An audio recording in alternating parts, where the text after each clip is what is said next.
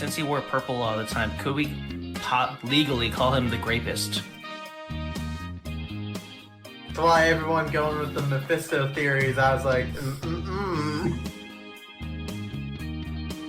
Look at this children's book. This is all our answers. Constantly, that's just the entirety of his miniseries looking for his shoes.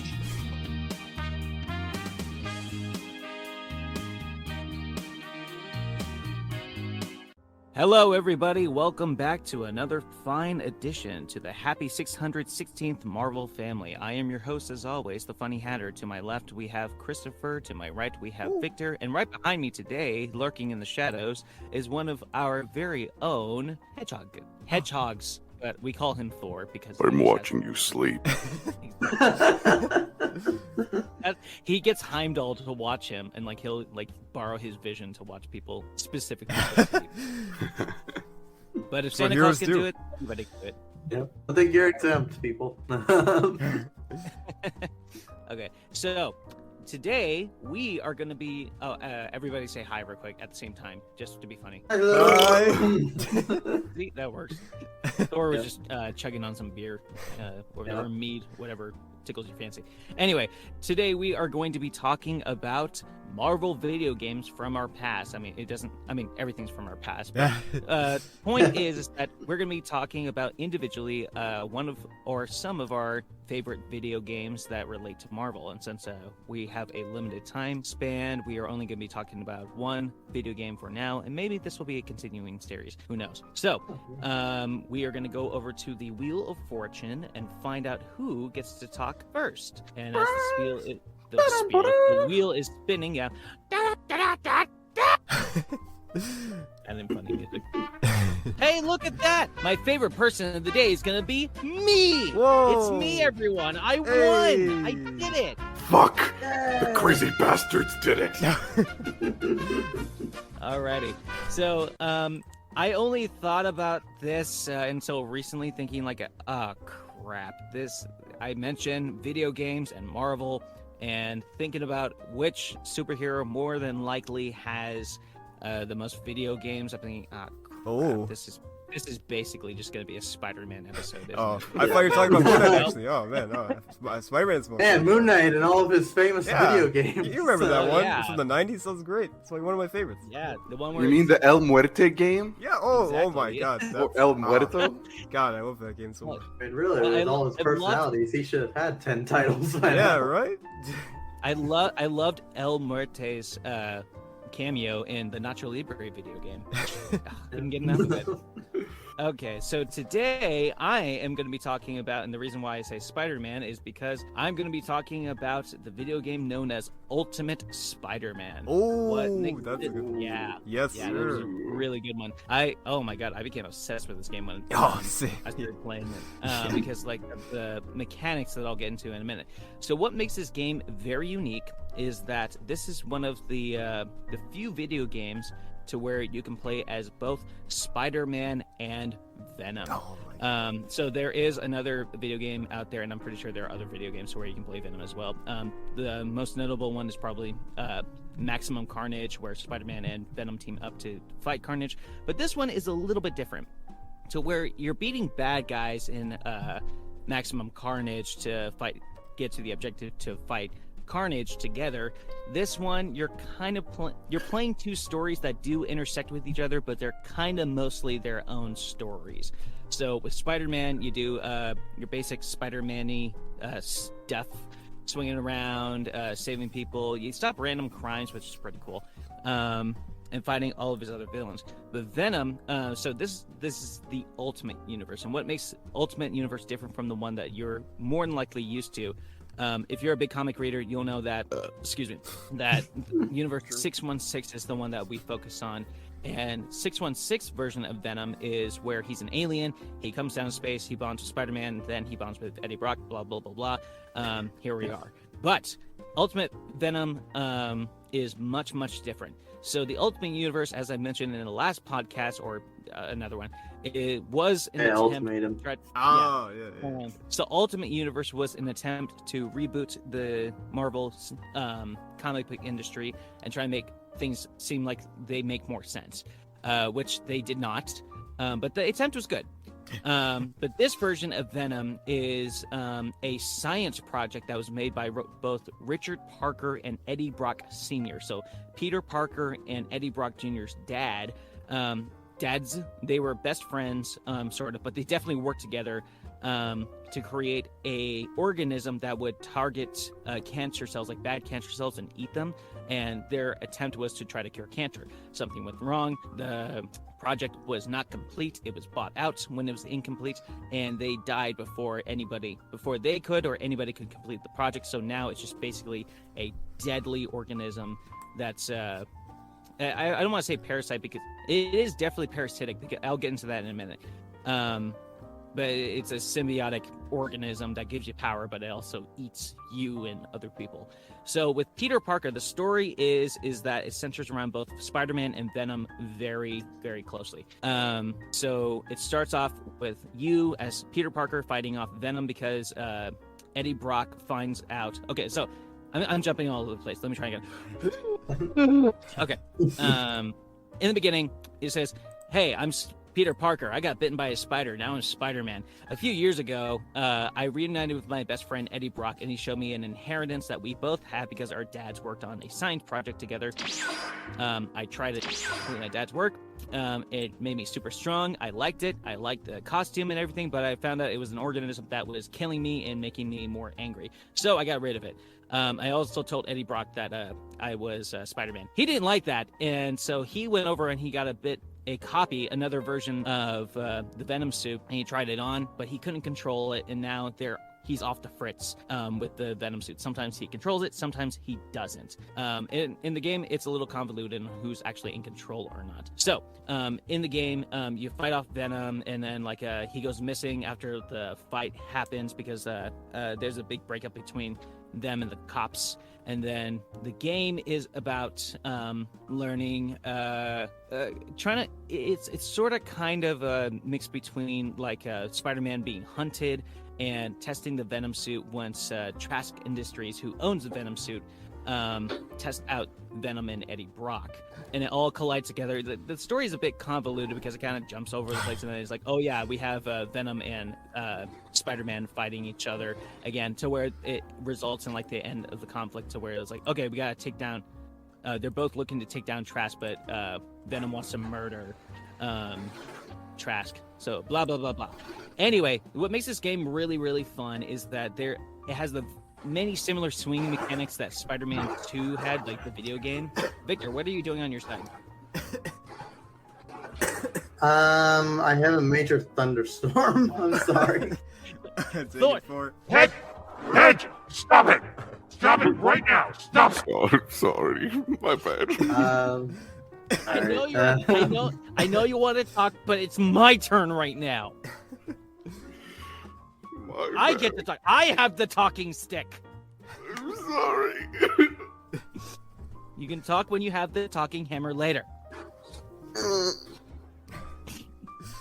Yeah, sorry. It's okay. I'll probably mute myself so you can continue voicing your point, hopefully. Okay. His house is just flooded. That's what. Yeah, hopefully not. For some stupid reason, I thought he was shoveling snow, in the. It's like, what are you doing? But anyway, so in the game, Spider-Man, when you play as Spider-Man, they have very similar mechanics to the Spider-Man 2 game that really took off the ground, with Spider-Man games, because that's where you actually swing around. Because some other Spider-Man games, it's sort of kind of swinging, but both games are open world, and when you swing as Spider-Man, it actually looks and feels like you're swinging like him, say in the movies or in the comic books, and they do a pretty good job with that. Spider-Man has a few webbing techniques to where you beat up some people, and then you have to take them down by shooting some webs on them, web them up, or otherwise they get back up. It's kind of like in Batman, to where you have to like perform like a ground takedown, or they'll get back up. And you also have like some races that you can do, and that's another thing too. That was pretty cool. You'll have like special races. Like once you do enough races, you can race the Human Torch, because he's like, hey, I can fly, okay, kid, I can fly. You think he can beat me in a race by just swinging? Come on, not a chance. And so they race, because he's just bored. He has nothing else better to do, which is very Johnny Storm. Yeah, it is. But he also cheats in it, because like the more the more you progress in like the races, like the more that you start like racing around like in larger areas, he'll throw like fireballs like at you, like try to slow you down. It doesn't hurt you, it just slows you down and like interrupts your swinging. It's like, you fucker. Anyway, there's a lot of cool fights in the game as Spider-Man, to where you like fight the Rhino, and you have to like jump on like his back and like beat because this version of the Rhino is in a mechanical suit, so you have to like beat certain spots in him to beat him. And there's a lot of cool other villains. So there's like an alternative version of Green Goblin, to where he's basically the Hulk with horns, and he's also on fire. But that's pretty fun. I mean, it's kind of like it's like fighting the Hulk. There's a lot of cool areas on that you can like visit, like the Future Foundation, or what's going to be the Future Foundation of the Fantastic Four, the Sanctum Sanctorum, where Doctor Strange lives, and like, which is it's a cool little detail. But like, if you look at it, like a door is open and there's like a big purple light coming out of it, and like, I know you want to add in the reference, but that's fucking dangerous. Like, you don't leave doors or windows open in the Sanctum Sanctorum. Yeah, like, you realize what will get out. But anyway, it's not part of the story. It's just like a neat little tidbit. There's even like a Latveria ambassador building, which is pretty funny. I mean, I find it to be pretty funny. And if you don't know what Latveria is, that's where Doctor Doom lives. It's a country that's not real, but he has a building to where like he has an ambassador, I guess, live in New York. And it's like, okay, I guess this is fine. But there's a lot of like cool areas that you can do. There's also like instead of races, you can also do like a little combat like runs, to where like you beat up like a few group of like bad guys in one area, then you like follow the arrow and you beat up like another one, and then you can like beat your time, and that's pretty cool. A lot of the costumes in here, it has a very interesting animation style. I want to say somewhat reminiscent of like the Telltale games, to where it has like that comic book. Like that motion of like if comic books were moving, like everything's shiny. Yeah. You're forgetting the best part, where the cutscenes were literally comic pages. Yes. Yes. Yes, that was true. And they jump through those comic pages too. Just so like, cool. Yeah, I was gonna say like the Hulk movie that was in like what, like 2003. 2000s. Yeah. Yep, 2003. Yeah, so they have like cutscenes where like comic book pages will come in and they'll like jump through the lines, like, okay, I gotta go through this place, and like they jump to the next page, and that was pretty funny. So the big part that I'm missing out on is Venom. So what made me obsessed with this game was I was a kid, was I've never seen mechanics like Venom before, because the one thing I wish they actually made a bit more grotesque was the feature to where you gain health. Now, as Spider-Man, you get like health tokens, like if you do like a good job, or you help like a random citizen, like stop a car, or if you like help someone stop getting mugged or something like that. So you get a health token. But with Venom, he is constantly losing health. Like it's very slow, but the reason why is because it's like the suit is supposed to eat him as he's wearing it, and he's constantly hungry. It doesn't go as far down to where like you die from it, but it just goes down to where a significant part of your health goes down. So the way to recover that is that you eat people. Bitch, I eat people!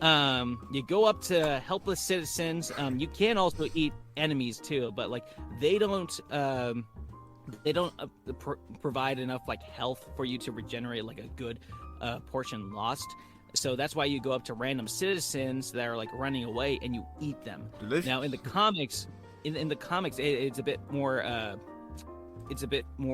dramatic and more horrific, I want to say, because like they really emphasize like people getting like actually eaten.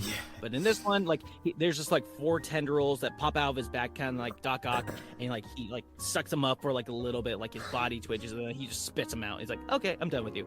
And I just love that mechanic. And like what's funny is like when the game teaches you how to do this, your first victim is a child that is holding a Spider-Man balloon in the middle of the night in New York. He's by himself. Payback for those shitty Spider-Man 2 missions, bitch. Yeah, it was kind of just like a reference to those missions. Yeah, because this game was a direct follow-up to like those movie tie-in games. So yeah. Yeah, I wondered about that because at the same time I was playing both Spider-Man 2 and Ultimate Spider-Man. I'm wondering, it's like, hey, that's funny. Like, this is the only balloon in the game, and in Spider-Man 2, the game, like one of like your random acts of kindness, like, is to save balloons. You catch a balloon and you bring it back to a kid. So I wonder, like, wait a minute, are they like referencing Spider-Man 2, or did they just hate those so much? Because like I said, the kid is your first victim that you eat.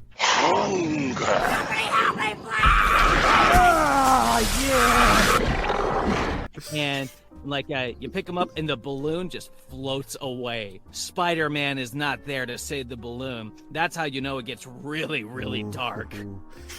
Damn. But it shocked me. It's like, oh my god, we're eating kids? Like, how many more kids do we get to eat? None. You just eat regular people. Damn it. So it's still pretty fun, and like the first boss battle you fight as Venom is Wolverine, which is weird because he never shows up again. Just showing there like, for a second. Yeah, because like what happens is like you're running about the city. Instead of swinging like with the right trigger that you use to like shoot a web and then you start swinging, Venom just jumps really high like the Hulk. So it's a fun mechanic. I still wish like they had like some kind of like different alternative like form to swinging, because you can like, so Spider-Man can web zip where you like shoot something and like he like launches himself. Venom, he does like a tendril and like he launches himself, but he doesn't swing like Spider-Man. So I guess they just wanted to make that different, so it's not just too similar. So as you're just gallivanting around the city, you beat up some thugs that are just like committing tomfoolery and small misdemeanors, and you kill them for it. Just because Venom is just vicious. You end up going down like to the city, and there's like a motorcycle. It's like, hey, pick this up and throw this at a random building. And like, okay. Sure. So you pick it up, you throw the motorcycle in there, and then it cuts to a scene to where like a whole bunch of like British like thugs that are living in New York are in there, and then Venom starts attacking them in intentions to eat them, I guess. And then that's when Wolverine, he doesn't have a suit. He's just like, he looks like Hugh Jackman, like just in regular attire, but he's got bushier hair. And then like he gets pissed off that he threw his bike, which I joked with my brother when we first played. It's like, he says that his bike is like, that's more than likely Cyclops' bike.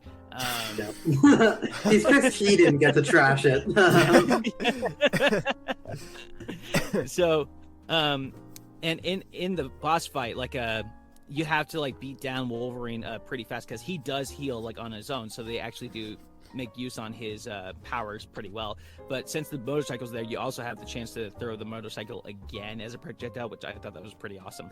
But the challenging part is there are a few thugs in there that you can feed on, but you have to like either wait for Wolverine to heal up himself to heal yourself, or you kind of have to be quick because he's gonna come after you.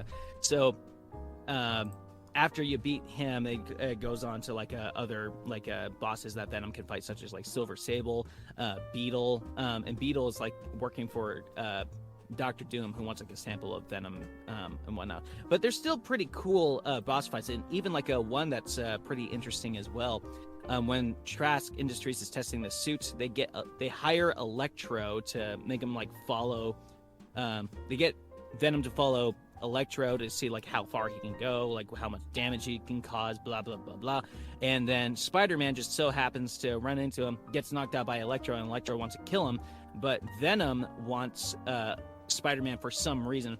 It's vague on purpose because it reveals like later why Venom wants Spider-Man. It's more the suit rather than Eddie Brock.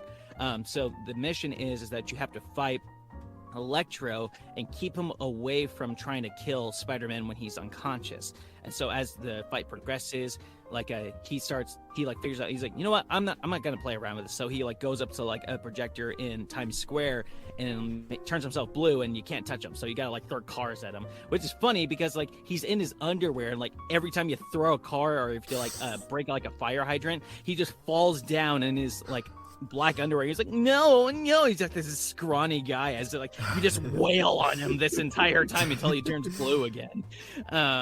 Electro just having a bunch of fights where he's just attacked by a whole bunch of people in Times Square. Yeah, it's pretty funny. Ironically, it was the one movie tie-in for the Amazing Spider-Man 2 that took the fight away from Times Square. What I find funny that kind of feels like that's the only thing that that the Amazing Spider-Man movies actually pulled from their source material, since they're more based on the Ultimate Universe. But that scene isn't even in the comic books. That's specifically like for a boss fight in the Ultimate Spider-Man video game. I like the idea of just him beating the shit out of this scrawny kid, like Spider-Man 2, like the air combos where he's just ragdolling, and Spider-Man's just like swinging him around like 1,000 times. That's So brilliant. this is why most boss fights with Electro usually make him a kaiju.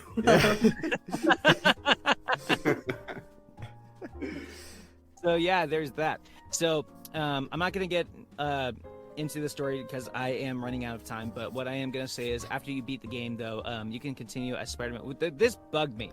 So besides bits of the story being inconsistent, overall, I think it's a good story.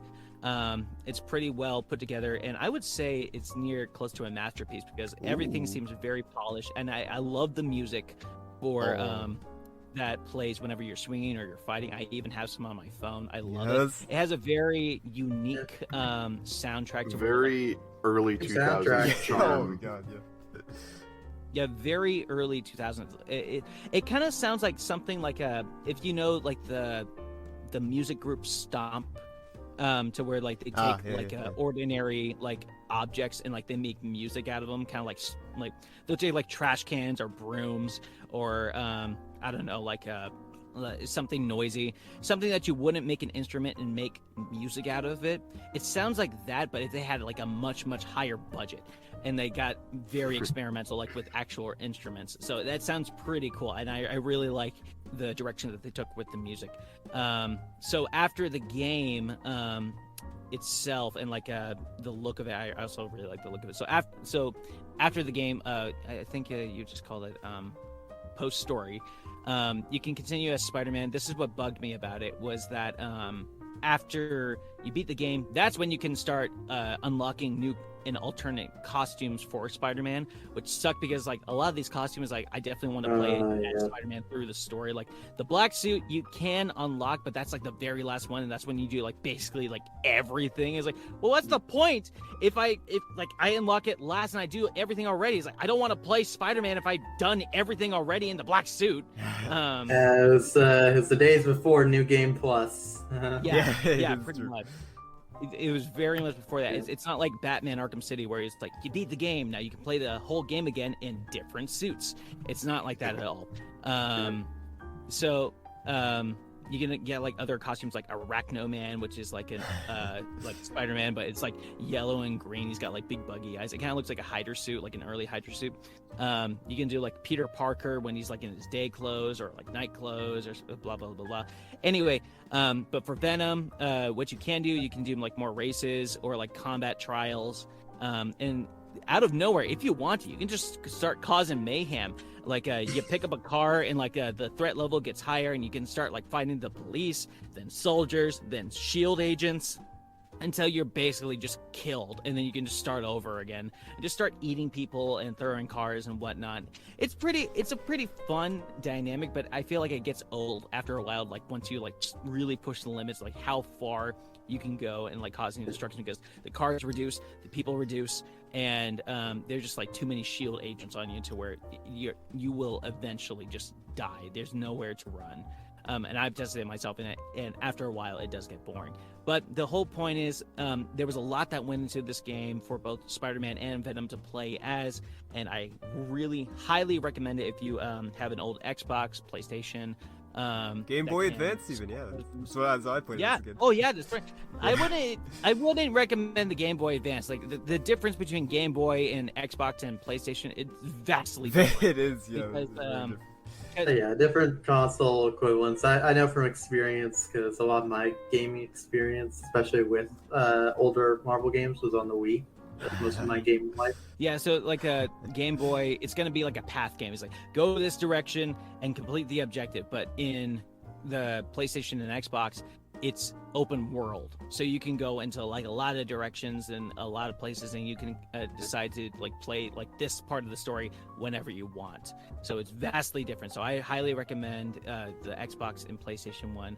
And if you like Spider-Man, you'll definitely love this game. I took way too long to talk about this subject, so now we're going to go over to the Wheel of Torture this time to find out who my least favorite person is. Sorry that you guys didn't get on it too much. Yeah, we'll talk about it another time and get your guys' thoughts in it. Blah, blah, blah, blah. Everything's fine. I'm not worried about anything. And Victor, you get to go next. You're my least favorite person of the day, so talk next. Damn. It's because of the weather machine that I unleashed on the world. No, it's because you let Thor touch the weather machine. Oh yeah, that explains a lot actually.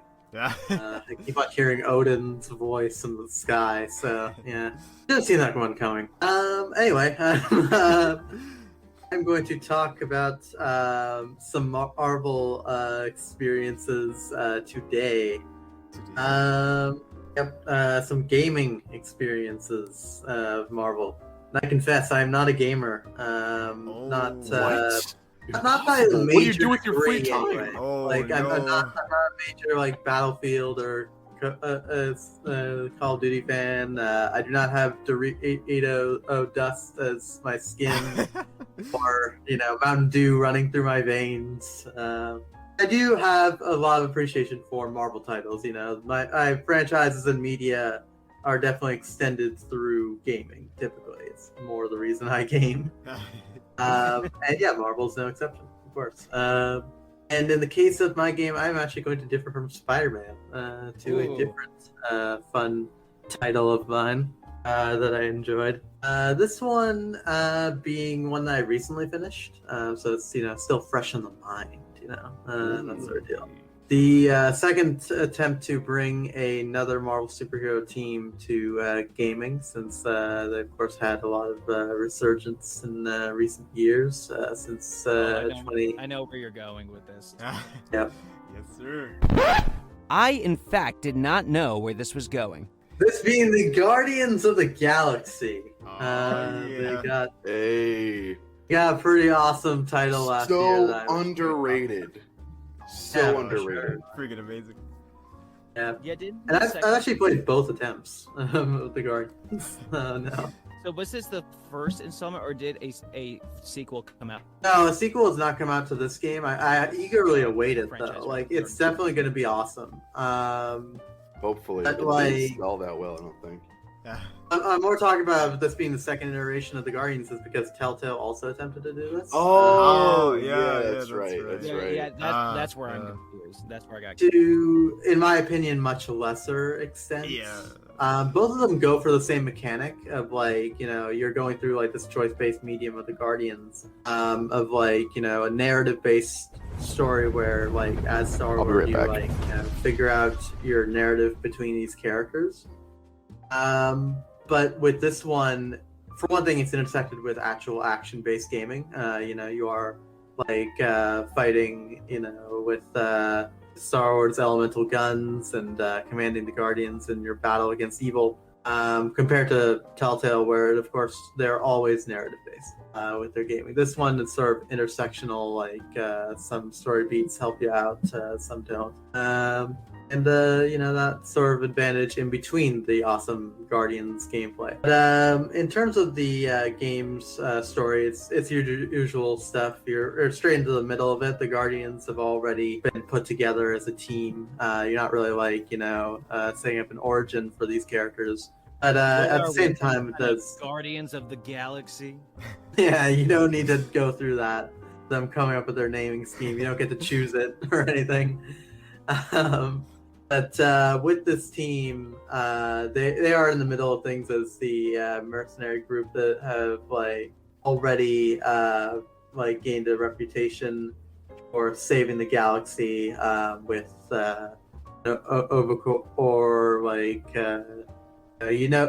these guys have done some stuff at least. That they're reputable as both outlaws and somewhat plucky heroes. And with this, the Guardians are broke. That is what you start with. Of course. And they have to find some ways to make some money. So they go to a pretty dangerous world and unleash a very powerful evil. And this is where you get to know your Guardians. You get your sort of very unlikely friendship with Rocket Raccoon, which quickly turns sour, as well as a sort of hateful relationship between Drax and Gamora, due to Drax being more extremely hateful of killers and deceitful people, as well as the fact that Gamora is Thanos' daughter, adopted, but still. So that sort of leads to this animosity between everyone, to the point where you're going are these people even friends? And that's where things start off, except for Groot. You're always friends. Oh, of course. Groot's your buddy forever and ever. But yeah, this alliance between allies is very unlikely, and it gets worse when the Nova Corps isn't in you for your unlikely actions of going to this illegal world of trash across the galaxy that you were trying to get paid to deliver a vicious monster, basically. You do not succeed in this task, however. Okay. The Guardians end up having it fail on them, unleashing a possible unknown threat. However, this whole trip to the Nova Corps does lead you to an unlikely ally of a cadet, as well as Star Wars X.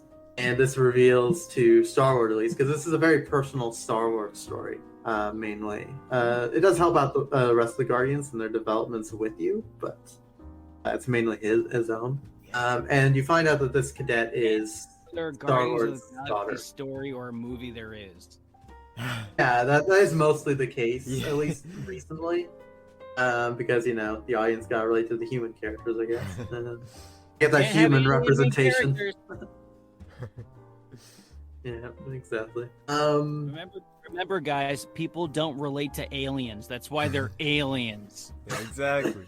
Yeah, you gotta make sure that the xenophobes are there with your game controllers, I guess. And speaking of aliens, Star Wars has a possible hybrid alien daughter, because Star Wars has been busy with all the aliens in the universe. Exactly. That's what he does. And she's a bit of a troublemaker, just like Star Wars. Who do you think has more bastardized characters, or they're not bastardized, but bastard children? Star-Lord or Captain Kirk? That's a good question, and I am going to guess Captain Kirk, because Star Wars is not as successful typically with that's fair. attempts. Yeah. In comparison to Captain Kirk, who somehow always is.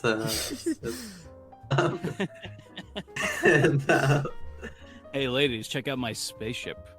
And then you have Yeah, Star-Lord. they just don't like orange and blue. You know, it's bigotry against colors. And yeah, this whole this whole thing leads to an unlikely family friendship and everything, which the Guardians are on board with. You know, they slightly relate to you more that you are a possible dad by comparison to you just being broke like the rest of them. And so that at least allows you to build up some of your friendships slightly, especially with Gamora, given that she is a adopted daughter of Thanos. So it allows quote unquote adopted. Yeah, you also relate to the other Guardians as you go through this adventure of stopping this cult that basically worships this promise of basically resulting in fixing people's grief. They no longer, have to deal with it, and basically can embrace what they lost in this faith energy that they use to power up their ships, their vehicles, and their weapons. And they're basically brainwashing the entire galaxy. Like, not even the all-powerful Nova Corps is immune to this power. And yeah, it creates this very ominous vibe. Like, even Drax is affected by it, because, of course, like, he's lost the most out of all the Guardians. So, like, you have this entire scene where, just like in Telltale, like, some of these sequences do embrace that Telltale style where you, like, have choice-based gameplay, and you are fully versed in Star Wars shoes of, like, uncomfortableness, hanging out with this, like, smiling Drax, who is possessed by, like, this cult. And, he's basically going to you, like, practically with pamphlets of going, have you heard the generous word of the promise? Have you heard the promise, Peter Quill? Yeah, essentially. And he's got like like at first he doesn't even have like the purple eyes, like, because of course with video games you gotta have the glowing eyes to indicate that your main characters have been brainwashed. At first he doesn't, and that's what makes it more creepier in my opinion. And like that is what is great about it. And like you go through the story, and even your Quill's daughter is affected by this as well. Which makes her a major like crux of the story by comparison to before, where you're just hanging out with Star Wars kid. I'm not sure if you'd mentioned this because I was taking care of business, but I like how they handle Mantis in this game. Hi guys. Yeah, Mantis eventually also becomes a character, like as well as the other like Guardians members. There's a few at least that join your path. Classic Guardians allies. I think are handled pretty well. How do they handle Mantis? Well, basically, as I just mentioned, which makes it the perfect transition to mention Mantis. Drax got possessed by the Promise. He's like, basically going all culty, and obviously, if Drax is worshipping this cult now, you can't exactly play as Drax in the gameplay. As like the Guardians, help you out in the gameplay. You get to command them with specific like attacks and stuff to help with your abilities. So Mantis joins in after previously just like jumping in and out, saying weird things with the Guardians of with her abilities of precognition. So she joins into the group to sort of calm down Drax and like control him, like in order to like basically move him around like a meat puppet and like just hopping on his back. Yeah, the entire time she like sits on his shoulders, like, keeping her hand on his head. It's really funny. Yeah, it's just like a really fun sequence where Mantis practically becomes like the extra character to like swap out with Drax, basically during that sequence, in a way. And like it's also funny to like see him doing different actions with like Mantis still there. And he's just like randomly grumbling, and Mantis also allows to like share details on the Guardians as well, and unite them in this way. Like these extra characters that join in from the classic Guardians library makes this different from the movie for one, because like the last one was just the movie cast from the Telltale series did that one mainly. This one adds more of the like comic elements. And Warlock joining the story, for instance. It's not afraid to get weird with it. Yeah, like you get the fully versed weirdness of the Guardians. Yeah, that's yeah. why I love so much about it. And with that, with Adam Warlock joining the group once helping out Drax, it certainly goes like full on. Like there's no expense paid. They add in Adam Warlock. Yeah, Adam Warlock is in this game. That's awesome. There's a We get boss. to play as him. No, You sadly do you not only get to play as them. Star-Lord. Yeah. Damn it! Sorry, you don't Victor. even get to command him like the rest. They do offer a good reason for that though, in that he's resistant by comparison to your teammates of like working with Star-Lord. Like it's sort of like Thor in Infinity War, where like they're sort of fighting over who's actually in charge of the Guardians because like he's so powerful. And though eventually the Guardians go to your way of thinking that Adam Warlock is just super arrogant, and like finally the team agrees with me. And with that cooperation with the rest of your main Guardians, at least Gamora, Rocket, Groot, and Drax, you have like various ways of like gaining their favor. Because originally, like Rocket hates you for being poor. So you are very much divided with him on that, and he even ends up quitting the team depending on your terrible money choices. Wait, he And, will actually leave the team if Yeah, he'll legit leave the team if you make the wrong choices, which I did because I'm terrible with money. That's funny. That's Yeah. awesome. That's really If you funny. suck at being a guardian, like you will face the consequences, and I did. Is it more of like a role play game, like as Star-Lord, or is it just like your actions have Yeah, like- consequences? Actions do legit have consequences. It's just ironic that there's a Mm. less choice-based gameplay compared to the last one, but I feel there's more of an effect on your choices by comparison to. Is there though? Yeah, like ultimately the story still lends itself the same way, but there are small changes that like affect your gameplay. Like you don't have as much trouble dealing with an alien zookeeper, for instance, earlier on, if you make better choices by comparison to later, where it could be worse. Same thing with the end of the game with the big climax of multiple allies. You gain favor with some, you don't with others. Like it helps you out for sure, but in some ways does not, depending on if you make the wrong choices. These minor elements do definitely make an impact, depending, like making you feel like you definitely did engage with these people. So like, does it have like multiple endings, or is there different? No, there's not multiple endings. It all ends the same way, but Okay.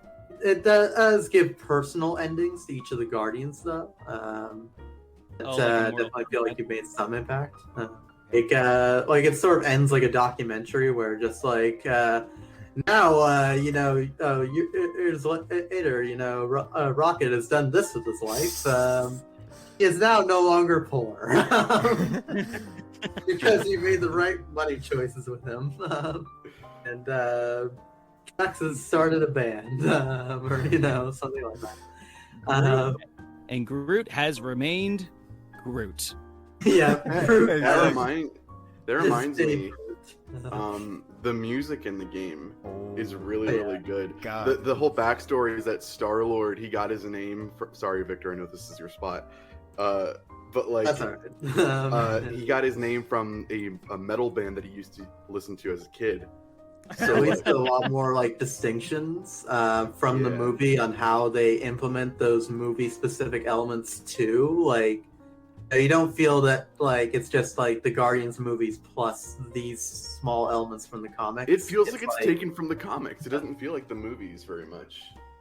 Yeah, it definitely like feels like its own entity in a grander or fashion, and I feel like if they go on this path further, it'll definitely lead to a pretty epic sequel as well. Yeah. You gain like multiple enemies from the comics. There are some obscure pulls and some iconic pulls that I love. Like as an Iron Man fan, getting to fight Bing Bang Boom was epic. Oh Bang my Boom in there? god. Yeah. Yes, and they even tease it earlier of like Drax bring that up as a possible option You to get not be so poor, excited. to sell Bing Bang Boom, and then I'm just as excited as Drax when you finally get to do it later on the game. I get to bond over Drax over, so that's The also suits, they're also unlockable suits a lot too. Yep. Yeah, Just like in a lot of video games, you don't get to gain these at the end. You get to play with them in the middle of things by finding them in the environment. My The favorite... Guardians will berate you for going off path to look for these suits. Yeah, there's a conversation for literally like everything. Like the and Guardians engage with you at every single turn, Yeah. which is amazingly thorough and sometimes annoying. Yeah. Because you feel like you've missed something every time you go through a doorway or something, because you will never stop talking. There will never be a point of silence in your life with the Guardians, which is in a way very accurate to having a But family.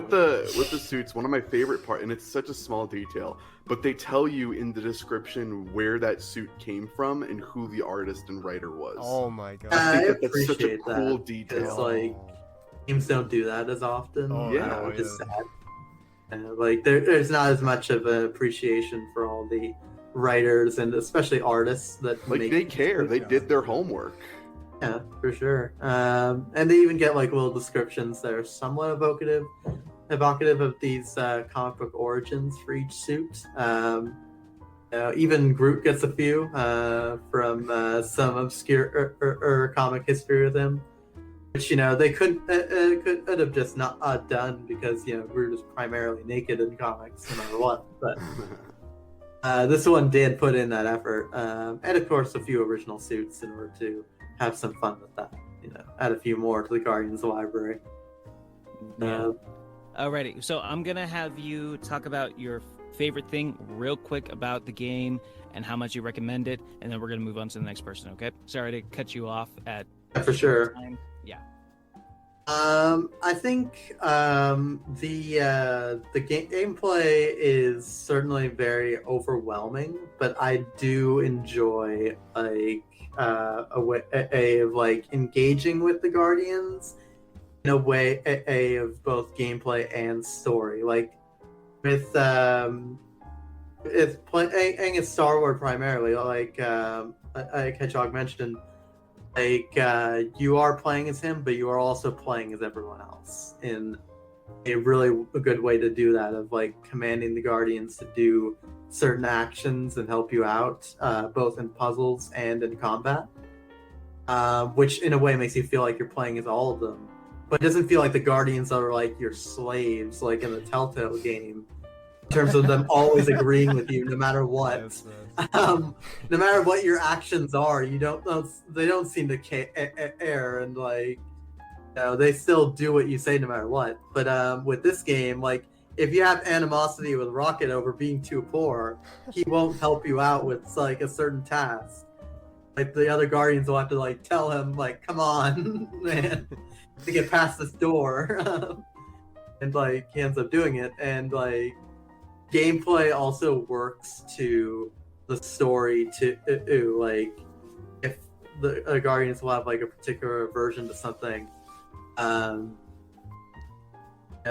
due to like their fears and elements, like you have to help them out there yourself with like both with motivation narratively, but also with the gameplay in helping them out, like Star-Lord being patient with Rocket over his fear of water ends up helping you through a major story beat. And that is great. Like narratively, this works like a movie as well as a game, in a lot of that way of like an interactive experience. Truly set up there. That was what was ultimately amazing about it. Like the best part. Warlock certainly helps, but this was definitely my crowning jewel of it all.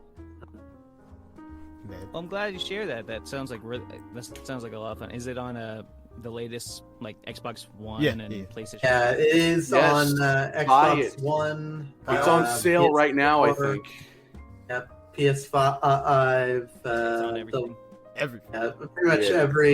every device you can think of stuff. You know, Not the Switch, though. PC, Not the yet. PlayStation, the Xboxes. I think it's for the Nintendo Switch. It is not on No, the Switch. Fuck the no. Switch. Damn it! It could not Oh, run damn. on the Switch. No, no. Oh man, that sucks. It's on PC though. That I think was. Yeah. Okay. Yeah. Okay. At least I can look it through there. Alrighty. Well, thank you very much for sharing with it. I definitely want to play it now. I didn't know too much about it, but it does sound like a lot of fun, so I'll definitely check it out. And hopefully you, whoever is listening, will check it out too. So we're gonna go back to the wheel, and we're gonna find out who just gets to talk next. They're not really in. It's not that they're Just not a person. important. They're just not. Yeah, they're just a person. They get to be a normal person for the day. That's the mediocre person according to the wheel. Yeah. That's, The Or the wheel middle of person. mediocrity. And today's mediocre person is gonna be Hedge. Look at that. Woo! Fuck, that's my name. Oh my god. All right. So, I think I have to talk about the elephant in the room. The one Uh-oh. game that everyone thinks of when they think of Marvel games. Oh, the Moon Knight game? The one- yeah. The one that I have to talk about because it's the only game I've 100% completed. Got all the trophies. That's right. I'm talking about Square Enix's Marvel's Avengers. No, I'm kidding. Yeah. I was gonna say you must have a lot of patience. Then. Oh fuck that. Like, okay, so I do, but yeah, not everyone does. Even you have to. So, it's a little backstory for my personal experience. In 2020, when the world was ending, the first year of the apocalypse, I went back home and I had wondered because my friend he had this PS4 that he never used. So I was coming back home from college and I was like, "Hey, do you still have that PS4? I think I want to buy it from you." And he's like, "Yeah, sure. Just throw $100 my way, and then I'll give you like this game, this console with like 1,000 games on it." So I was like, "Cool." I wish I got that deal. And the first game that I wanted to play was Marvel's 2018 Spider-Man, baby. Oh yeah. So I first got my hands on it. Of course, like he was still there. He just started like sleeping while I was like freaking out over being able to play this game for the first time. This is not my first exposure to a Spider-Man game. I played like a little bit of Spider-Man 2 at my friend's house. Man, I must have logged like 100 hours into this game, replaying it over and over again. It's really, really great, and a culmination of like all the Spider-Man games that came before it. I think this game is stronger because those previous Spider-Man games exist. Like it borrowed a lot from Ultimate Spider-Man, Web of Shadows, of course Spider-Man 2, and what I like about it most is probably, I'm trying to think what I like about it first. I'd say the combat is pretty good. I think it distinguishes itself from the Arkham games a bit. The swinging is really great, but hot take, it's not the best. I don't think. Yeah. I feel like there's a lot of it that it does right, where like if you're swinging next to a building, he'll like run across that building, which is really good, which is really cool. He'll web zip to different objects, and then you can bounce off of it, creating more momentum for yourself. I've played Sunset. If you've played Sunset Overdrive, which I have, it uses that same engine.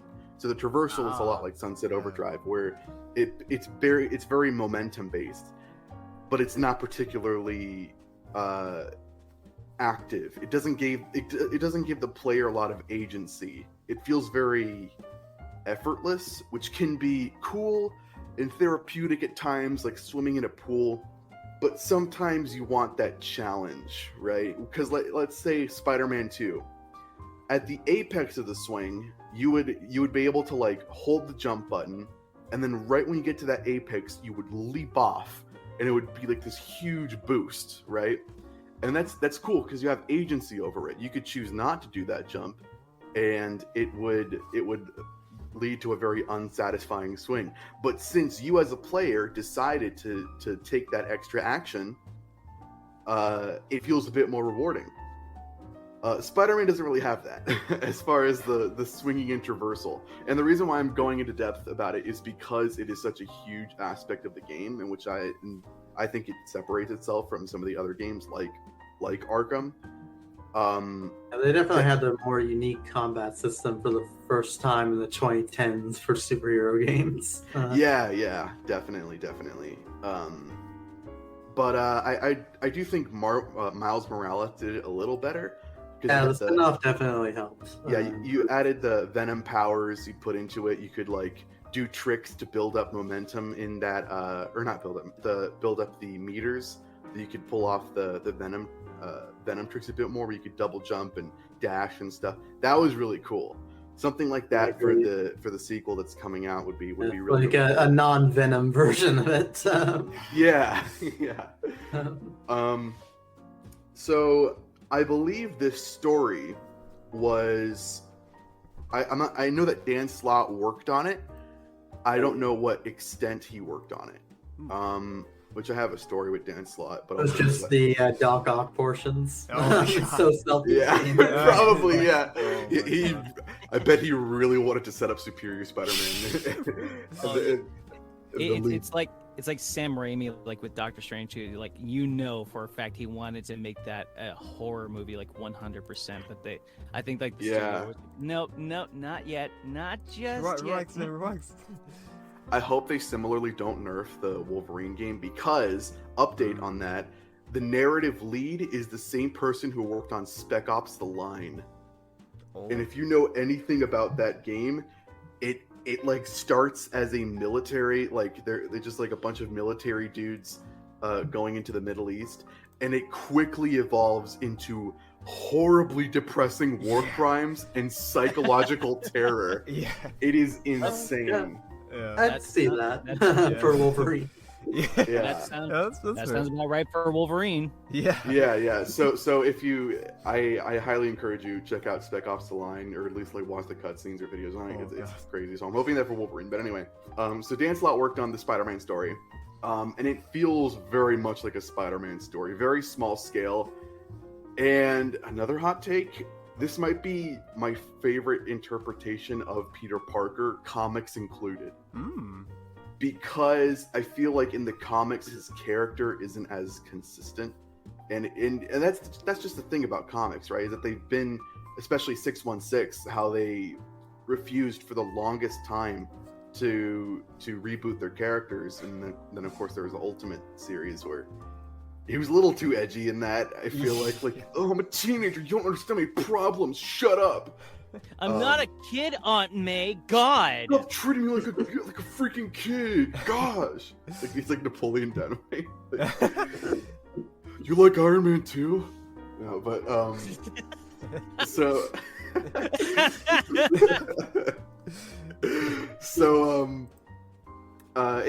he faces very much like young adult problems, because he's out of high school. At this point, he's about 20. Oh my god, I'm 1 year younger than Spider-Man. I feel very old. He's like 23. He's been doing this for a very long time, about 8 years into his career. I think this was the right way to go, because there's no origin. Like, we all know the origin story, and there's like bits of it, right? It's not like they've completely forgotten it. You start off arresting the 20th collectible that'll tell you about Uncle Ben's murder. It's fine. yeah. It's which is weird because it frames it in modern day. Like, there are dates there, and like it has, like, I think one of the collectibles was like a baseball ticket that his Uncle Ben gave him, and it's March 2010. Oh. Which is so, it's so weird to think about that, like, oh, like this Spider-Man exists like like in this timeline, you know, like usually they wouldn't put a date on it, just because like to keep like character aging. It's the Marvel sliding timeline. Ben will be murdered in 2056 eventually. yeah, to like keep aging a bit ambiguous. But no, it's like 2010 is when Uncle Ben died. Because the game came out in 2018, of course. So those collectibles are really cool because it gives you little bits of like Spider-Man lore. Like you at the top of, I think it's Avengers Tower, you'll find a vial of sand, just like Sandman. Oh yeah. Just like in a small vial, which is really cruel when you think about it, and very dangerous. The cruelest Spider-Man death was the Sandman. Yeah. That definitely seems like that should be in the Sanctum Sanctorum. Yeah, I know right. that Sandman isn't like a Yeah, that was this game's Sanctum Sanctorum moment from Ultimate Spider-Man. Yeah, because Sandman definitely isn't like a mystical. Jarvis, make a note. Peter Parker is imprisoning his enemies in our building. At first, I thought this was connected to the Avengers game, just because like the Avengers aren't there. Luckily, it's not connected to that There's a fun shit-ass fact game. about that one. They make a reference to the Avengers game initially with the 2018 disc, with Spider-Man taking a picture of it and saying, the Avengers are never around to use their building. They're probably on the West Coast or something, which is where the Square Enix game takes place. Oh my god. Maybe it was And then initially... the remaster... Probably. Remaster got rid of that dialogue. No, please don't. So they're purposely trying to delete the association. Yeah. Although I do think the Guardians game is connected. Team up with AIM, like a brief Easter egg on that one. So yeah, I think there was like a tie-in initially for that one. Yeah. Although I do think that Guardians is connected. Because it is. Yeah, Guardians is. I know for a fact that is. I just recently played it. Which is also unfortunate. They couldn't delete that tie-in, but luckily it's tied through the multiverse. Like they traveled through the multiverse to see the Avengers, so it's not the same deal. It's like these guys literally exist on the same universe and the same New York. I like how they have like their excuse that they can't like use the Avengers or like the Fantastic Four or any big superhero group because like Spider-Man's like calling like the Avengers is like sorry, you can't get to you right now. The Avengers are currently in space. Please call back at another time. Yeah, all these games kind of had that in common, that they were tying into like some sort of massive universe. Yeah. But anyway, so you arrest Kingpin, and he's like, "I brought order in this city. You'll regret this." And of course, like inadvertently, chaos ensues. And this is when Peter.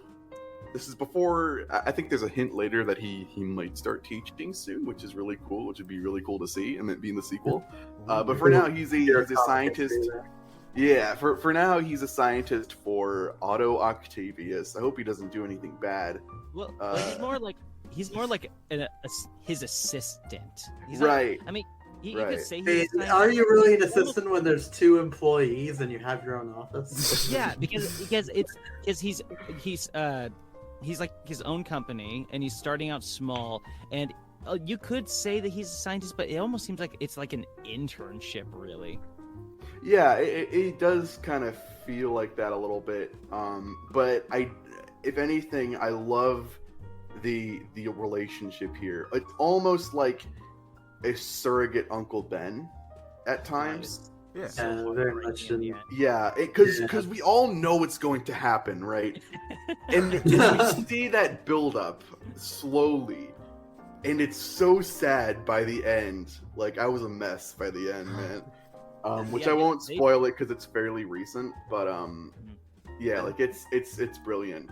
That's why I didn't spoil anything for Guardians, because it was literally just a year. Yeah, no, Guardians had me in tears. Like I was, it's rough. I will say, I think Guardians tearjerker Marvel games recently.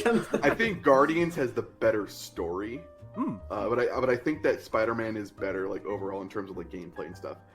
That's good. which the wait, gameplay is wait. pretty satisfying. So real quick, Yeah. I'm gonna be taking off. You guys continue the show, and you end whenever you like. Just don't make it 3 hours, please. Yeah. No problems. To make it 4. No, just kidding. Make it 4 with Thor. That's the latest segment on the show. 4 That's hours. that's how he hit on Jane. He's like, make it full with Thor. Perfect plan. Tonight at 4 with Thor. Oh, we're hitting 3 hours. Another. All right. Thank you guys for coming on and listening, and hopefully this will get out to you soon. Enjoy the rest of these guys, and good luck. See talking you about around. video games. Bye. Bye. All right. All right. So yeah, there's that otter relationship. Mary Jane is also, I feel like when they don't know what to do, she's just like Lois Lane, honestly, in this game. That's true. I wasn't Considering a big fan. Amy Adams had red hair, well. Oh, Yeah, I wasn't a big fan of MJ in this game because she's like constantly bringing up that her and Peter are no longer in a relationship. I mean, It's isn't like- that Spider-Man's life? It's just people bring up that they're no longer in a relationship with him, so that way. It's like every conversation is like, seems, do you know why we miserable broke despite up? being an anime protagonist. Yeah, it's like every conversation's like, do you know why we broke up? You know we're broken up, right? And I'm like, MJ, that MJ, happened like please. months ago. Those are new. You gotta move wounds. on, like, MJ. Yeah, yeah, or at least pretend you are. Like if you still have feelings for it, just don't just like open wounds like that. Yeah, definitely bringing up that they were broken up is much more natural in the DLCs for the same game when they're together again. But yeah, Yeah. Which that's a subplot. It's not like a big spoiler or whatever, because that's sort of a subplot where they sort of work together, and that's a good transition into the Mary Jane stealth sections. Oh, yeah. A very controversial part of this game. And I'm on the side where they did not need to add it. Like, if it adds nothing to the game, which it largely didn't, it just extended the runtime a bit. And I know why it's there. It's to break up, like, the Spider-Manning. Yeah. But it's also, they're trivial. something else to do, I guess. Yeah, they are very, very trivial and unnecessary. Also, this is a small nitpick, but it's one that I see in every fucking game, right? every modern game does this. Whenever there's a stealth section and there needs to be information conveyed, or they need to find information, they're always talking out loud. Oh my god. Every time. MJ is like, I got something for you. MJ in this game, she's like, these files, I hope no one sees me. I have Yeah, to there's find always these that files. line as well of people saying out loud, "I hope no one sees me." Oh god, Yeah. man. It's Yes, they shit like neglected to that. say, "I hope no one hears me." Am I right? Oh my god. But yeah, it goes into a plot where she works with Spider-Man, and they uncover this Devil's Breath, which is really weird playing it in 2020 for the first time, and knowing that was the plot of like a super virus taking boy. over New York, and I'm like, and then in the game you see people with masks, and I'm Oh, like, no. fuck, I played this game to escape. Yeah. Um, I recently felt that when I recently replayed the game. Like, Mm. damn, deja vu. Yikes. Like, Spider-Man too close to home. Yeah. yeah, Spider-Man too close to home. Mr. Negative is like he's a proponent of this to get back at Osborn, who in this is the mayor, so he runs everything and he's on everyone's shit list, as he would be, right? True, Yeah, true. everyone hates Norman Osborn normally, and Even Norman now, hates himself. now everyone's Yeah. handing him their taxes. Yeah. I like in this game how he's very charismatic at first. Like, he greets Peter as an old friend, but then like you realize very quickly that he's sort of slimy and kind of scummy. with like, you know, like taking away the funds for Otto's experiments, which slowly you know, gets him to turn to the dark side. And Mr. Negative similarly has some beef with Osborn. I won't really spoil that. Pisses off everyone pretty much. Yeah. No one's happy with him, so he's like the main target of this.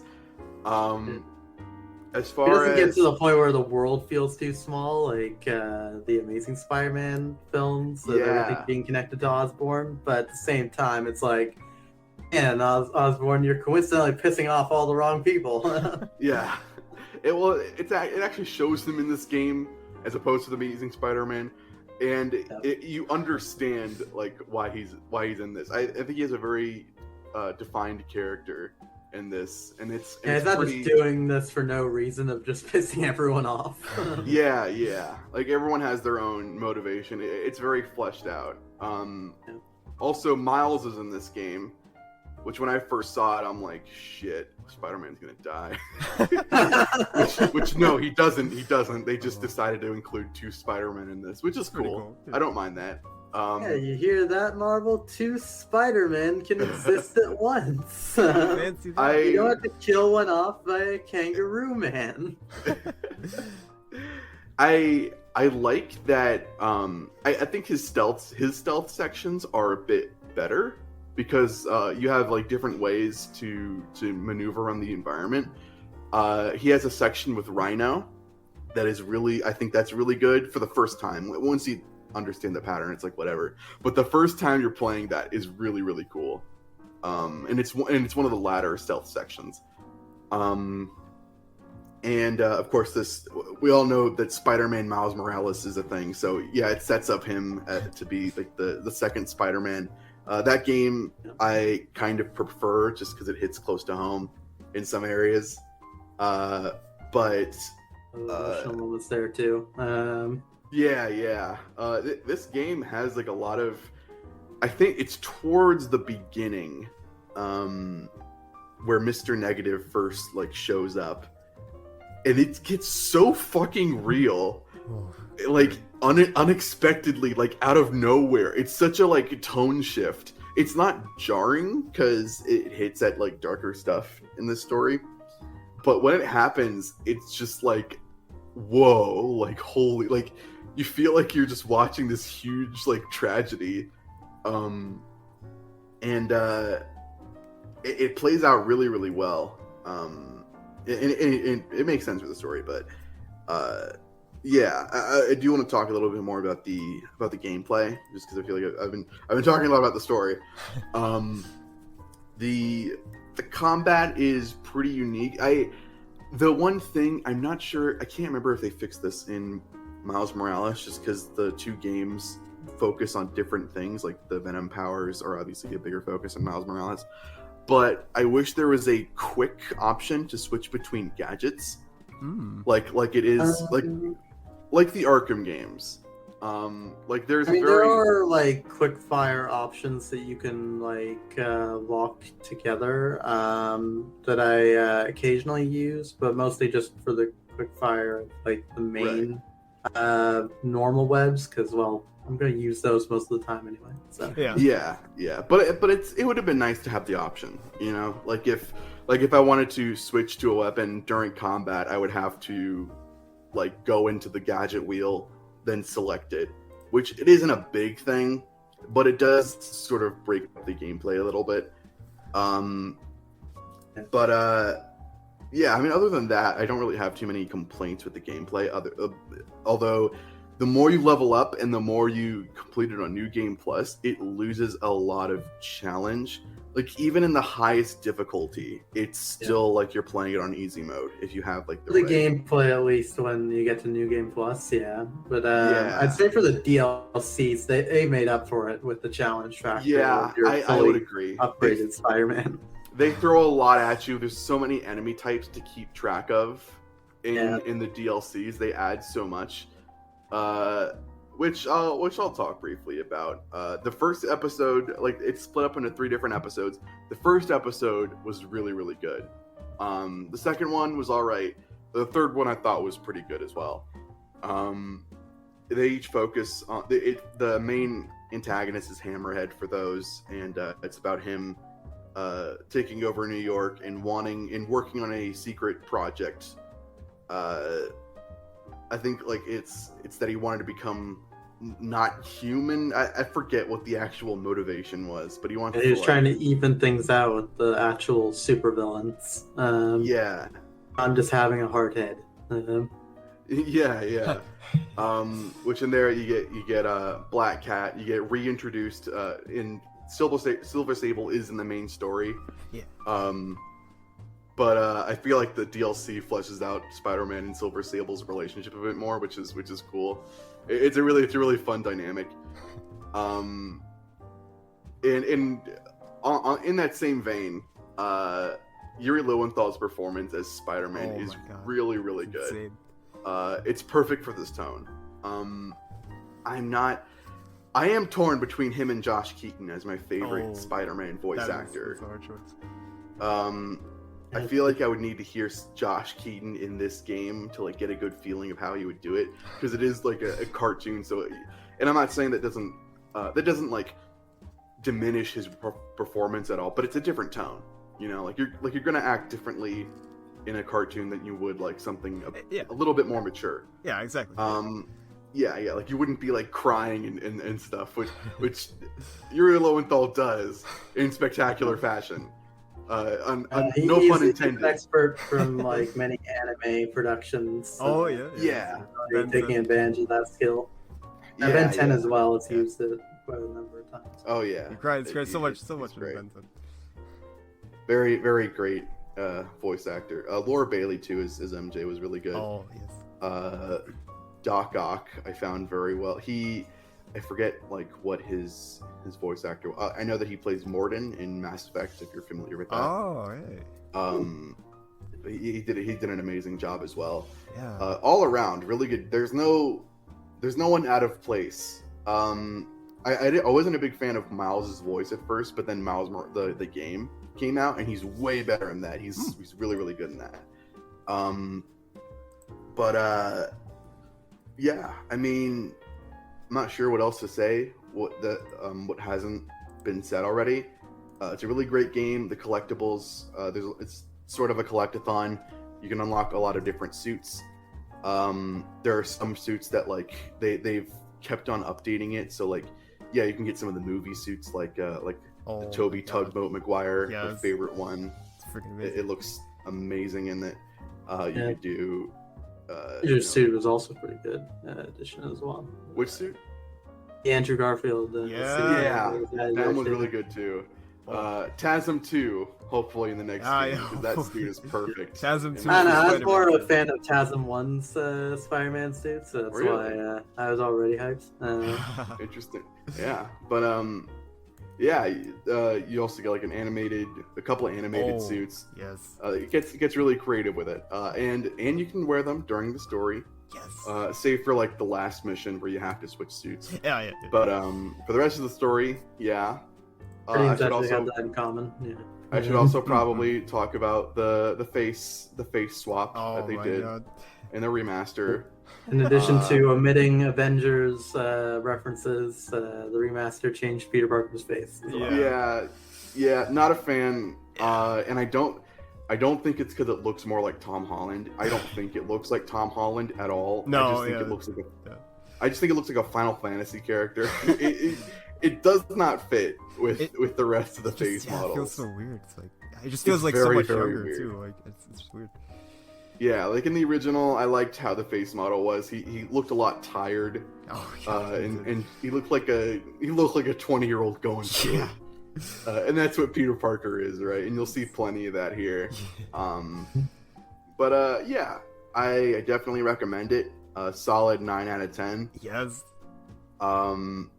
Best PlayStation exclusive other than like maybe God of War. Yeah, I'm very much looking forward to the sequel and the Wolverine game and anything that Insomniac does for the rest of time. Yes. Yeah. So, that soundtrack too is it's so fantastic. I had to. Ooh, same guy who did Daredevil, I think. I think Michael, so. Yeah. Michael something. God, Or yeah, no, we it was- mentioned him like once on the podcast, and I forgot his last name, but yeah, he's we went into Pisano? a long Pisano, ramble. I think? yeah, Pisano, that's right, yeah. Yeah. I went through his repertoire to look up like She-Hulk music Oh yeah. because yes, Yeah. the audio drama is still being worked on. Won't get into the details, but it's going slow. But it'll all work out. But yeah, great game. Yeah. Great. So- By process of elimination, that means you, Chris. Uh-oh. You're the last one. All right. Oh. I'm not sure if this makes you the worst person here or I hope it the best person here. I'll You're his take it. least favorite. Least yes. I'll take. Yeah, but man, there are so many great Marvel games. Especially, there's a lot of Spider-Man Marvel games too. But Indeed, yeah. yeah, it's funny. I was actually Popular character. yeah. Into the medium. Exactly. Yeah, I was actually thinking of like talking about Ultimate Spider-Man, but maybe not. You know, 2 Ultimate Spider-Mans. Let's go. No, I was very, very grateful that this game didn't come up. I was a little worried for a second. I was like, oh no, nobody mentioned it, so that's good. Lego Marvel Superheroes, man, what a game. Ooh, Hey, that's a man, good let's one. throw that. Yeah, it's such a fun one. The Lego games are just in general, they're so great. I love the movie adaptations are so much fun. There's a lot of really great humor and stuff in them. There's great humor all around too. In God, the new Lego Star Wars is so good. God, it's freaking It amazing. is so good. Yes, I love it so much. And this one is really fun. There's Lego Avengers, which adapts Ultron and Avengers, as well as like has like some other levels from different MCU movies before them that link up to the Avengers. But this one is a completely original story, which is really fun. A lot of like really great voice actors too involved, like Nolan North and Troy Baker. Fred Tatasciore, I believe, is in it. James Arnold Taylor voices Spider-Man. I Yes, think, that's right. Yeah. who Yep, is? the, if you don't know him, he's Johnny Test and also Obi-Wan. Obi-Wan, yes, yeah. Yeah. And Robin as But well. I really love the addition of You go to James Robin, Arnold Taylor's Yeah. Spider-Man. What is it with Robin? Oh, and Lego Batman 2, yes. What? That's him? I think it is, yes. I played that game to death and I had no idea. That's awesome. Yes. Oh, he's freaking amazing. He shows up everywhere. Roger Craig Smith too as Captain America and as Human Torch too, which is amazing. Oh. Yeah. And even Clark Gregg comes back as Phil Coulson too, which is awesome. Oh, that's awesome. Yes. It was quite a travesty when the sequel got rid of Clark Gregg for someone else's Phil Coulson. Yeah. Because of the voice That actor was strike at the That's a time. shame. Yeah, that really that yeah. And then do I just felt something breaking inside. yeah. Oh, exactly. Yeah. But yeah, the story is really cool. Like it has a lot going for it, but the story is definitely not anything that's lacking. The basic story is that Doctor Doom kidnaps Silver Surfer, like his board breaks and like all these cosmic bricks are spread around, and Doctor Doom, of course, in typical Doctor Doom fashion, wants to get all these cosmic bricks to make the Doom Ray of Doom, of course, you know, one of his most famous weapons in the comics, obviously, and in the movies, of course, all the time. He's always with this Doom Ray of Doom, of course, and he wants to defeat Galactus to become like the most powerful being in the universe, and he works with a lot of different supervillains to sort of do the legwork, like Sandman and Abomination are in the first level and stuff like that. We get to see Dr. Octopus and like Magneto and stuff. There's like it really just spans across a lot of like different characters, which is fun. It's not just like here's Marvel superheroes. It's just the Avengers characters. Well, who cares about those other guys? No, there's like That's what I've always appreciated about Lego games is that. Sorry to cut you off. Oh, no. Is that like the characters that they include in it they can range from like iconic to very obscure. Like this is pre Guardians of the Galaxy movie, Yeah. and the Guardians of the Galaxy are in the game, but they're based on the comics, Yes. which are completely different than the movies. So And it's then they like, what? replaced This them is by the Star-Lord? sequel, but yeah. But they, Yeah. I just to believe that they're the same Guardians. Yeah. yeah. That conveniently changed all our looks. It just wanted a new fashion, you know. Just look better, you know. Just look different, just because, you know. Yeah, that's a great point. That's the Lego game's really great about that. Like all these like characters that are like, you've got like the bigger characters, of course, but you have like a lot of small time characters too. Like freaking Killer Moth is like is one of the boss fights in the original Lego Batman game. I mean, come on, it's amazing. So we get some levels with the X-Men, which is really fun. There's like a level in the X-Manor, I believe, which is really awesome. There's some levels with the Fantastic Four and stuff like that too. You can see a lot of really cool team-ups with various characters, and Spider-Man is there a lot too. I'm not sure if he's like the characters in the game the most, but he's typically in like most of the levels, which is really cool. Yeah, it's like a really cool level too. I think one of my favorites is like, I don't really remember the specifics exactly, but I know you have to like infiltrate Oscorp, I think, and you're like Black Widow and Hawkeye and Spider-Man. There's like, Oh yeah. Venom's like taking over, like the symbiote's like taking over and stuff like that. It's pretty cool stuff. Yeah, there's a lot of cool levels in that game. It's a very unique game with all of its powers too, which I really appreciate it. And so many characters to unlock too. Like the open world is pretty massive. A lot of cool places to go. And it's really fun, of course, like exploring New York with the various characters too, like being able to fly around as Iron Man or to swing around as Spider-Man and stuff like that, and see all of the random quirky characters they added. Like, of course, the Guardians of the Galaxy. Like, that's such a cool inclusion. There's like Daredevil. I don't know who else in there. I think Moon Knight might be in the first one, maybe. I'm pretty sure he's in the second one. I'm not sure he's in Yeah, the he first. was. Yeah. It's cool. He's in both, I think. Yeah, that sounds about right. So yeah, there's a lot of characters in there. A lot of characters that are, of course, very popular and based around their MCU interpretations. But there's also a lot of characters that just like weren't super popular. And yeah, so it's a really fun time. Great story, great voice acting, really nice visuals too. It looks really great.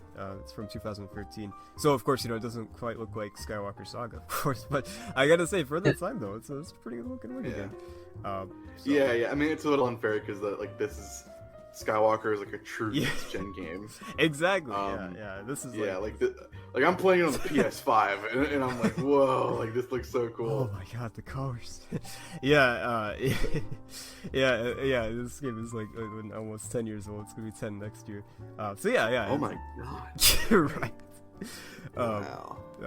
It even has some references to the MCU too. Like, it's not an MCU game, it's not like tied to it or anything, but it has references to the movies and stuff. Like, there's even like the posters for Dark World and I think Iron Man 3 in it as well, which is pretty cool. Just randomly around the map, just for laughs. Yeah, I like that it has its own story and it's not necessarily based off of anything. Yeah. It gives them some leeway to just sort of do whatever they want, and it's not like that. It's not like they wouldn't do that if it were adapted, because it's a Lego game and they pretty much do what they want already. Exactly. But from what I remember, which is I played it around when it came out. It was the best Lego game for the time, I think. Yes, yeah, I gotta say, definitely. Like, as much as people love the closed level design of like a lot of people hold up the complete saga as like the quintessential Lego game. Yes. I love the direction that they took it. I don't think the voice acting takes away from the charm, as a lot of people might think. But like the closed level design, that one was more like taking away from things. Like once they started just using reused like. Oh yeah, from like Lord of the Rings, that was, that's when it started losing it. But for the original stories and stuff, that's really, it's really cool. And that closed level design that everyone loves is still there. Yeah, exactly. It's very well done. And there's free play. You can unlock all the characters and then go back later. Yeah, J.J. Jameson really made you work for unlocking him. Yeah. And yeah, I gotta say that the other Lego games are great. Like, I love the original ones. Like, I grew up playing I grew up playing Complete Saga like so many times as a kid. Like, I looked back at like the Wii. Like, it has like the thing where it's like, you've played 57 minutes of Wii Fit today. I looked back. There's like one day like way back when I first got the Wii where I played like Complete Saga for like 8 hours. I don't even think I closed it. I was just there the entire time. So I love love those classic games. Like they're so nostalgic for me. But I gotta say that this one I do feel like is definitely like honestly like one of the best Lego games that we've seen. It's just it's so freaking good. It still withstands the test of time. There's so much stuff to do too. It's not just like complete the levels and the game's over. Thanks for playing. There's like the Deadpool stuff and there's like all the characters and stuff like that and just exploring and whatnot. You could they previous Lego games they had the Citizens in Peril. Oh which yeah. is like for superhero games where like you'd save a random citizen and then they'd give you like a gold brick or something. This time it's Stan Lee. Yes. Which I love that. rest in Stan peace, my baby. man, Oh, Stan the that's man. Man, the man. And like you can unlock him as a playable character, and he has like a bunch of different powers. Oh, Like he can can turn into- transform into the Hulk. Yeah. Or like, I Brilliant think- part is they could have just like reused that for the later titles, but they give him different powers each and every Oh game. my He God. becomes more powerful over time. He's gonna be the main villain for the next becomes mad with power. Oh my god, but that's brilliant. Yeah, just so much love was put into this game, and yeah, I really love the direction they went with sort of a little bit of a tangent, but with Skywalker Saga too. With, like the voice actors, just feels just really great. Just like reusing the movie lines is cool. The movie audio instantly is cool and fun. But I feel like just like with getting new voice actors really allows you to tell the same story, but like have a lot of different jokes and stuff like that, and a lot of different plays on the lines and stuff like that, which is a lot of fun. Yeah. And that's definitely like with this game too, like being an original story, it really has that advantage of not having to rely on its source material and just like going crazy and doing whatever it wants to do, which really works well for its advantage. Definitely. For sure. Yes. I actually have never played the second one. I should do that. I got it on Steam like so many years ago when it first came out, and my computer, of course, couldn't handle it. So it's like, oh, I'll just keep this and play it one day. So I still got to play it, but I was sort of turned off by the fact that the original voice actors didn't return, because of course the voice actors, right? Understandable, but yeah, it hurts though. So that's unfortunate. I think it has one of my favorite. I'm not sure if he plays Thor in this one, but one of my favorite voices for Thor and who I based the voice off of. Oh, Travis. Yeah, Travis Willingham. Chris Yeah. Willingham, Yes. yeah. Oh He my continues God, he continues to voice Thor to this day. Yes. And Travis, I'm coming for you. I'm gonna dethrone you one day, motherfucker. I'm hot on your tail. Won't let you. You can't play him forever. The future's now, old man. Oh, damn. That's a direct challenge to Travis Willingham. Better watch out, Travis. Watch where you step. Oh. Man, yeah, what a legend though. I think he also doesn't he play Kingpin and Spider-Man as well, the PS4 version. Yeah. You're right, he does. Yes, he was in he that does one. voice Probably, him. yeah. Yes, man. Legends. We should do like an episode where we like talk about voice actors or something. There's so many like legends in the Marvel I'm universe. surprised we haven't done Yeah, that yet, right, since right. considering the main project on the channel. Yeah. Yeah, exactly. Funny editor. Audio anomaly. Yeah, might be a good idea for Yeah, you. like our favorite Marvel voice actors or something, like some of the best Marvel voice performance, whatever. That would be fun. Yeah, Definitely. yeah. I feel like we've probably gotten far off the beaten path enough. Yeah. This was Well, that's the purpose of the podcast. So what was your favorite parts about Lego Marvel Superheroes? It could be an awesome level, a favorite character that you want to spend all your suds on. Oh yes. I've got to say that the story is really great, and especially like the final level. So I won't spoil anything, but it's really cool. Definitely one of my favorite levels. But I gotta say, like for me though, like just exploring like the hub world and stuff was probably my favorite. Like it has a lot of charm. That hub music never gets old. It's great. Oh yeah, the boom bam ba boom boom. Yeah, exactly. I love that. Yeah, I feel like that's probably my favorite part. Just flying around, especially as like Iron Man or like swinging around as Spidey or Thor flying around as Thor or whatever. It's just so much fun. I really enjoyed that. I really do hope they make another Lego Marvel game. Yes. And here's my idea. Here's my pitch. Adapt all the Spider-Man films Oh as my like their God. their next big like Skywalker saga. Like go Spiders. all in, like bring in like Spider-Man PS4 swinging, Oh. bring like all that, Dude, there's so many characters and like Oh my god. so many ways you can go with it. That'd be really cool. Oh, I'm Granted, sold already. you might run into some trouble with like the Spider-Man MCU connections when it gets to Tom Holland's movies. But still, Yeah, that would be. I mean, they did well with that with the Lego Marvel's Avengers game, so I think Yeah. they could probably. like they could like fimble around with it. But I would love to see that as their next big project. Oh my god, that is genius. Oh, I Plus, love that. Spider-Man was actually their very first Marvel sets. Yeah, for yeah, it Lego. was, yeah, for the the Raimi movie. That's right, the 2002 Spider-Man. Yeah. My They Spider-Man. started with that. Like, I think that was one of their first themes. Yeah, definitely. Definitely one of their first. Man, Lego is a very expensive Oh, hobby. it is. So I vicariously lived through the game. yes. Oh, this is how I get the minifigures. I'll play them in the game. Yeah, because that's what they provide, right? That it feels like you're playing with Legos. Yeah. Especially when you're going around the hub world, just switching his characters and like doing tasks. It brings out that childhood charm. Oh, You know, yes, it really does. That's a great job. very well done. Yes. Oh man, good stuff. Good stuff. And good games too. Very great choices all around with Yeah. with Yeah. Guardians, Sure. Spidey, and Ultimate Spidey. Freaking. I phenomenal. played a little bit of another game. I'm not sure if we're gonna do another episode of this. If we are, just cut this part out. I played a little bit of.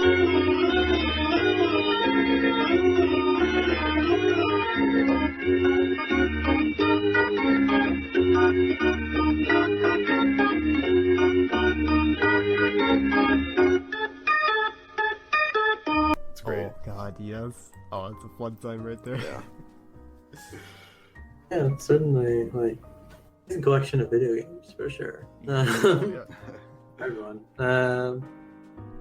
I see we at least got varied lineups that way. It wasn't all just Spider-Man, at least. Yeah. That was nice.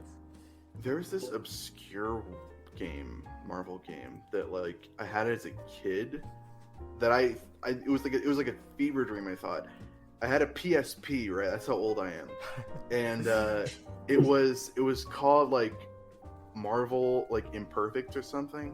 Marvel Rise of the Imperfects. Yeah, that's what it was. Oh yeah. Yeah, it was Perfectly like apt this, title. it was like this like a 3D fighting game, and I remember I played it at my friend's house on the PS2. And Spider-Man I said, personally prefer that method of fighting game. It's sad that it doesn't really take off with like major titles. But yeah, for like 3D fighting game. I think for games like that where you're fighting as iconic heroes, like Revenge of the Sith, Star Wars had a fighting mode. yeah, they where, did like, that one. Yeah, and you could just play as Jedi and like throw stuff at each other, and yeah, it was great. So I think that really works for Marvel characters. And I remember this is like back before, like Spider-Man would casually say shit, but I remember Spider-Man saying That was the "Now that's major what you memorable bit. You know what we call that? We call that a web slinging ass kicking. And I'm like, Spider-Man, really? You're not supposed to say that. But yeah, I remember having a lot of fun with that. I don't think I got too far with it. I think I fought Wolverine and he was too hard, so I just cried and stopped playing. Oh. No. But yeah, I remember kind of liking it. I'm not sure if I'd like it today. 'Cause, that was like when I was like 8. Oh, But yeah, that's one that sticks out in my memory yeah, a little that bit. sounds like fun. Good. Oh yeah. There's so been many- many types. So many games. So many games. Yeah. Yeah, I think that one is it. Yeah, I think There are that's 4 about it. titles in there at least. Yeah, thank you all for listening. Yeah. For sure. So how are we gonna end this? I hope you play them all. Yeah, let's play them right now. Yep. Yes, definitely Play check play out them all 4 controllers At the ready. same time. It's the at only way the to catch same up. time. Yeah, if you're looking forward to future Marvel stuff, check out those games. Play them at the same time. Spend all your money on on Spider-Man games and Lego Have a good one. games. Yeah. If you're not, if Games about Spider-Man. There's always games about Spider-Man. Yeah, where's the J. Yeah. Jonah Jameson game? Come on. Where's the game we get to play as J. Jonah Jameson? Yeah, right? Come on. Insomniac better fix that. You gotta go through the rigorous aims of making a podcast. It's not often looked at. It is a struggle making podcasts, let me tell you. Yep. Alright. Well, yes, thank you for tuning in. It's been fun. I've been Christopher. I've been Victor the X-Man. I have been Why Hedgehogs Fly. Thanks for listening. Catch you next time.